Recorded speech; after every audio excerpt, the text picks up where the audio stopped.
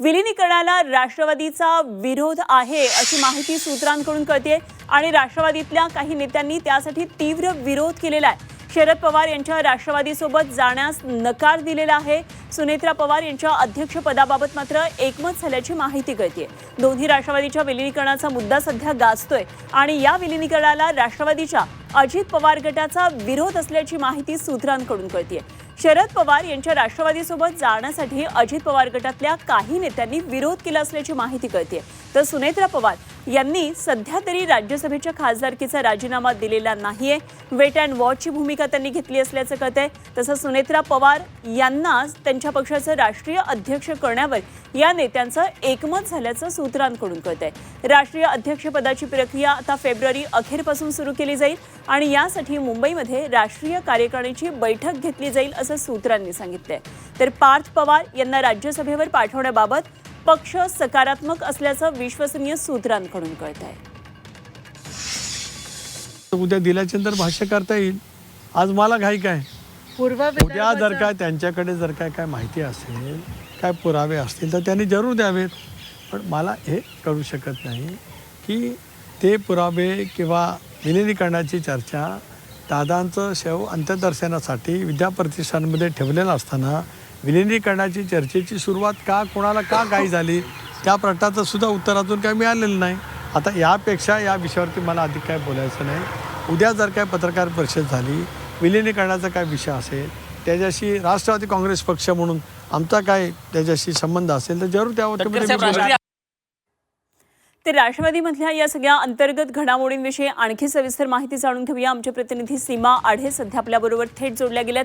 सीमा, राष्ट्रवादीतल्या विलिनीकरणाबाबत सध्या जी चर्चा राष्ट्रवादीच्या दोन गटांमध्ये सुरू आहे त्याबाबत सगळ्यात महत्त्वाचं म्हणजे राष्ट्रवादीतले अनेक नेते हे विलिनीकरणासाठी तयार नसल्याचं कळतं आहे। त्यामुळे या संदर्भात आपल्याला लक्ष द्यायचं आणि दुसरं महत्त्वाचं, अध्यक्ष म्हणून सुनेत्रा पवार यांचीच निवड व्हावी यामध्ये मात्र सगळ्यांचं एकमत आहे। ते राज्यसभेवर पार्थ पवारांनी जावं याबाबत सकारात्मकता दिसतीये। काय नेमके तपशील या संदर्भातले?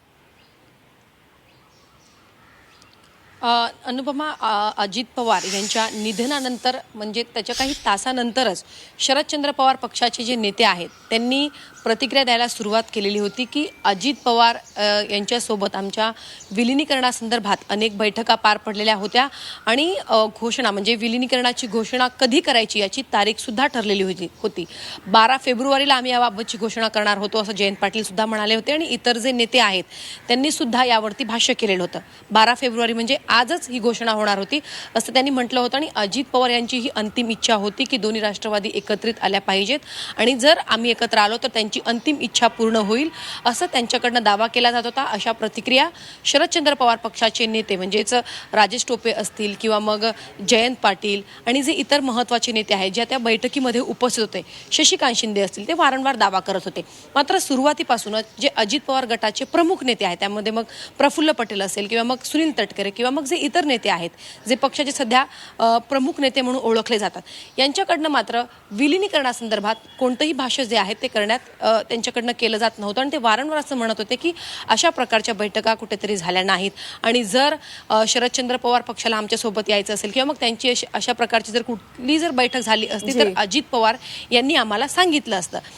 जी सूत्रांकडनं माहिती मिळते त्यानुसार की अजित पवार गटाचे जे प्रमुख नेते आहेत त्यांचा विलिनीकरणाला ठाम विरोध आहे आणि त्यामुळे कुठेही या बाबतीत रस दाखवताना पाहायला मिळत नाहीये किंवा त्यांच्यामार्फत बैठका किंवा मग चर्चा जी आहे ती पुढे जाताना पाहायला मिळत नाही। त्यामुळे आता हा प्रश्न उपस्थित केला जातो की अजित पवार यांच्यानंतर दोन्ही राष्ट्रवादी एकत्र येणार का आणि या संदर्भात पुढे जाऊन काय नक्की निर्णय घेतला जाणार। राष्ट्रीय अध्यक्ष पदासंदर्भात खरं तर सुरुवातीपासून म्हणजे अजित पवार यांच्या निधनानंतर ज्या प्रकारे उपमुख्यमंत्रीपद सुनेत्रा पवार यांना देण्यात आलं तर राष्ट्रीय अध्यक्षपद सुद्धा सुनेत्रा पवार यांच्याकडेच देण्यात यावं अशी मागणी तळागाळातून होऊ लागलेली होती। जे नेते होते त्यांनी पत्र सुद्धा दिलेलं होतं प्रमुख नेत्यांकडे की राष्ट्रीय अध्यक्षपद सुद्धा सुनेत्रा पवार यांच्याकडे द्यावं आणि त्यांच्या नेतृत्वाखालीच पक्षाचं पुढचं भविष्य जे आहे ते आम्ही त्यांच्याकडे आणि या संदर्भात फेब्रुवारीमध्ये महत्त्वाची कार्यकारिणीची बैठक होणार आहे। त्यामुळे या बैठकीमध्ये काय नेमकं होतं आहे हे बघणं खूप महत्त्वाचं ठरणार आहे। मात्र एकंदरीतच राष्ट्रवादीमधला दोन्ही राष्ट्रवादीतला हे एक आव्हानात्मक काळ आहे असं म्हणावं लागेल। त्यामुळे आता निर्णयाची खऱ्या अर्थानं कसोटी लागणार आहे। धन्यवाद सीमा, दिलेल्या सगळ्या सविस्तर तपशिलांसाठी वेळोवेळी जोडले जाऊ, आणखी माहिती जाणून घेत राहू। सीमा आढे आमच्या प्रतिनिधी आपल्याबरोबर होत्या।